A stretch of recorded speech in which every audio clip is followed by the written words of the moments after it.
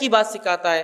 حدیث کے الفاظ تو سنیے اب کیسے الفاظ ہے۔ جامع ترمذی کی روایت ہے، ابو امامہ باہلی رضی اللہ عنہ اس کے راوی اور کہتے اور فرماتے ہیں، عالم کی فضیلت عابد پر ایسی ہے جیسے میری فضیلت، آپ نے اپنی طرف خطاب، میری فضیلت تم میں سے ایک ادنا پر ہے۔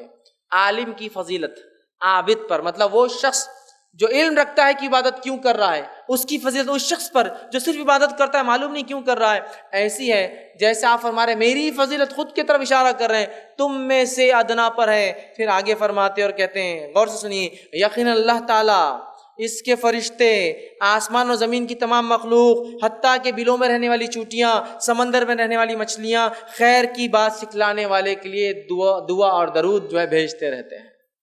اللہ، اس کے فرشتے، زمین آسمان کی مخلوق، زمین کی چوٹیاں، چوٹیوں کی تعداد کتنی ہوتی؟ کروڑوں، اسی طرح سمندر میں رہنے والی مچھلیاں کتنی تعداد، لا تعداد، ہم حساب نہیں لگا سکتے، سارے کے سارے دعائیں مغفرت کرتے، کس کے لیے؟ لوگوں کو خیر کی بات سکھلانے والے کے لیے۔ اس سے پتہ کیا چلا علم سیکھنا کتنا افضل ہے کہ تو علم سیکھنے والا ہی تو پھر سکھائیں گا نا۔